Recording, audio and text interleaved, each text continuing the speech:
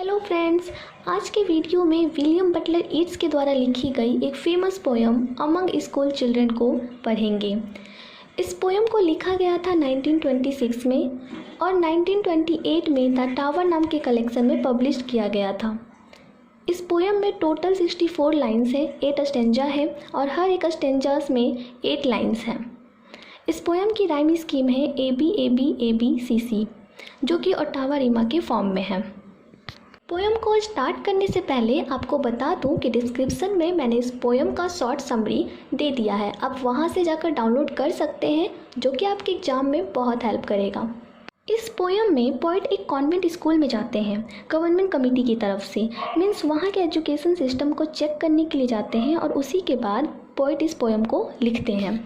और अब poet inspections के लिए स्कूल में आए हैं, जहाँ बड़े बड़े क्लासरूम हैं और पोइट वॉक करते हुए क्वेश्चंस कर रहे हैं। एक बूढ़ी दयालु नन जो सफ़ेद लिबास में है, उनके क्वेश्चंस का आंसर दे रही है। स्कूल में कई तरह की एक्टिविटीज़ बच्चों को सिखाई जाती हैं। बच्चे साइफर मीन्स सीक्रेट राइटिंग, जो सिंबल में लिखा जाता है, और गाना सीखते हैं, बुक्स रीडिंग करते हैं और हिस्ट्री पढ़ते हैं। और केवल पढ़ना ही नहीं, बच्चों को सिलाई कढ़ाई भी सिखाई जाती है और हर काम बच्चे सफाई से करते हैं, बेस्ट आधुनिक तरीके से करते हैं। और इन सभी बच्चों की आंखें एक 60 साल के बूढ़े आदमी को घूर रही है, मीन्स बच्चे पोइट को एक टक से देख रहे हैं और पोइट इन सब के बीच खड़ा हुआ मुस्कुरा रहा है। सेकेंड स्टेंजा में पोइट अपने चाइल्डहुड डेज के बारे में सोचने लगते हैं। यहाँ पर लेडा एंड बॉडी का मतलब है लेडा एंड स्वान, जो ग्रीक मिथ की कैरेक्टर्स हैं, जिसमें लेडा बहुत सुंदर थी। यहाँ पोइट मॉड गॉन को हेलेन से कंपेयर करते हैं। हेलेन की बेटी लेडा और स्वान थी। हेलेन बहुत सुंदर थी और लेडा और स्वान भी बहुत सुंदर थी। और यहाँ पे पोइट ने मॉड गॉन को लेडा से कंपेयर किया है। पोइट मॉडगॉन से लव करते थे, तो पोइट मॉडगॉन को याद करते हुए कहते हैं कि जो आँख के सामने बैठी है, मीन्स एक्चुअली पोइट यहाँ पर एक इंसिडेंट को बताते हैं जो मॉडगॉन के साथ बीत चुका था। मॉडगॉन को एक टीचर ने छोटी सी बात के लिए डांट दिया, जिसके कारण उनका एक नॉर्मल डे एक बुरे दिन में बदल गया था। तो मॉडगॉन की इस बात से ऐसा लगता है कि दोनों एक दूसरे में ही मिल गए हैं, मीन्स पोइट और मॉडगॉन दोनों का नेचर एक ही है, दोनों ही यूथ हैं। तो पोइट भी मॉडगॉन की बात को अच्छे से समझ पाए और उसके सौरों को फील कर पाए। या फिर पोइट प्लेटो की थ्योरी के बारे में बात करते हैं कि गॉड ने मैन एंड वूमेन दोनों को एक साथ बनाया, लेकिन कुछ समय बाद दोनों अलग हो गए, लेकिन तब भी दोनों अलग नहीं हैं। दोनों अंडे के यolk और उसके छिलके के समान हैं। उसके अंडे के यolk और उसके छिलके के समान एक हैं, मीन्स जिस तरह यolk और अंडे का वाइट पार्ट एक ही सेल में होते हुए भी अलग दिखाई देता है, ठीक उसी तरह पोइट और एंड मॉडगॉन भी अलग होते हुए भी एक हैं। और ये सब सोचते हुए जो दुख भरी बात मॉडगॉन ने बताई, तो पोइट एक बच्ची या उसी में से किसी और को देखते हैं और पोइट को लगता है कि मॉडगॉन भी बचपन में ऐसी ही दिखती होगी। और पोइट मॉडगॉन को हेलेन की बेटी से कंपेयर करते हैं, तो मॉडगॉन भी वुमेन की तरह ही नॉर्मल लाइफ ही जीती होगी और किसी पैडलर की विरासत और उसके भी गालों और बालों की कलर कुछ इसी तरह होगी। और ये सब सोचकर उनका दिल, मीन्स पोइट का दिल, उनके काबू में नहीं रहता है।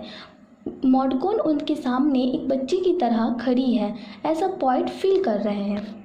और अब पोइट उसके प्रेजेंट एज को इमेज करते हैं कि अब तो वो बूढ़ी हो चुकी होगी। और पोइट एक पेंटिंग क्वाट्रो सेंटो फिंगर के बारे में सोचने लगते हैं, मीन्स अब मॉडगॉन बूढ़ी हो चुकी होगी और तो अब उसके गाल पिचक गए होंगे और खाने में परछाई और पीने में हवा पीती होगी। और मैं कभी लेडाइन के जैसा नहीं रहा, मेरे सुंदर पंख नहीं थे। फिर पोइट कहते हैं बहुत हो गया, अब वो मॉडगॉन के बारे में नहीं सोचना चाहते हैं, बेहतर होगा कि वो भी मुस्कुराएं जैसे सभी मुस्कुरा रहे हैं और सभी को लगे कि वो कंफर्टेबल हैं। और पोइट खुद को स्केयर क्रो से कंपेयर करते हैं, जिसे मैदान में चिड़ियों को भगाने और डराने के लिए रखा जाता है। फिफ्थ स्टेंजा में पोएट प्लूटो और एरिस्टोटल द्वारा कही गई बात को इन्वेस्टिगेट करते हैं कि जन्म के बाद जब बच्चा माँ के पेट से बाहर आता है तब माँ को शहद चटाने की रस्म होती है और यहाँ उस दर्द को एक्सप्लेन किया गया है जो दर्द माँ को बच्चे को जन्म देने के समय होता है कि दवाइयाँ देकर उसे बेहोश किया जाता है। सब कुछ दवाइयों के सहारे ही होता है। वो इससे बचने की बहुत कोशिश करती है, लेकिन सब कुछ दवाइयों के सहारे ही डिसाइड किया जाता है कि वो होश में रहेगी या बेहोश हो जाएगी। अगर बच्चे के जन्म पर वो ये सोचे कि वो जिस बच्चे को जन्म दे रही है वो 60 साल के बाद जब बूढ़ा होगा तब वो कैसा दिखेगा, तो क्या बच्चे को जन्म के समय जितना दर्द माँ ने सहा उसके बदले में जो मिला, क्या वह योग्य है? अपनी जान को जोखिम में डालकर उस बच्चे को जन्म दी और वो भी जाकर एक दिन बूढ़ा हो जाएगा। मीन्स अगर माँ एक बच्चे के ओल्ड एज के बारे में सोचेगी तो क्या वह उसे उतना ही प्यार कर पाएगी जितना वो करती है। यहाँ पोएट फिर से प्लूटो, एरिस्टोटल और पाइथागोरस के थॉट्स के बारे में सोचते हैं। प्लूटो कहते हैं ये वर्ल्ड आइडियल वर्ल्ड की बस एक कॉपी है और इसलिए ये रियलिटी से बहुत दूर है। एरिस्टोटल बताते हैं कि अलेक्जेंडर जो राजाओं के राजा बने उसे एरिस्टोटल ने एक बार पीटा था। मीन्स यहाँ पोएट बताते हैं कि टीचर कितने पावरफुल हो सकते हैं। और वर्ल्ड फेमस पाइथागोरस में बताया कि सब कुछ सर्कुलर मोशन में घूम रहा है और वे मैथमेटिकली कैलकुलेट करते हैं कि हम जो भी कहते हैं या जो भी साउंड प्रोड्यूस होता है वो सब स्फीयर में कलेक्टेड है। पोएट कहते हैं जबकि ये तीनों अपनी अपनी राय दी, इन तीनों ने अपनी अपनी राय दी, लेकिन फिर भी ये एजिंग प्रोसेस को रोक नहीं पाए और समय के साथ ये सब बूढ़े हो गए। नन्स और मदर दोनों ही वर्शिप करती हैं, पूजा करती हैं, बट इन दोनों का फेथ अलग है।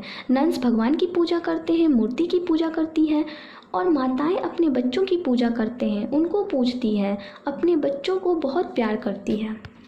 लेकिन फिर भी इतना प्यार, पैसन, अफेक्शन के बाद भी उनका दिल टूट जाता है। नन्स का फेथ हिल जाता है और माँ को भी दुखी किया जाता है और ये जितने भी पूजा करते हैं ये अपने मन से करते हैं, अपनी इच्छाओं से करते हैं, अपनी भावनाओं से करते हैं और इसलिए इंसान उपहास के लिए है।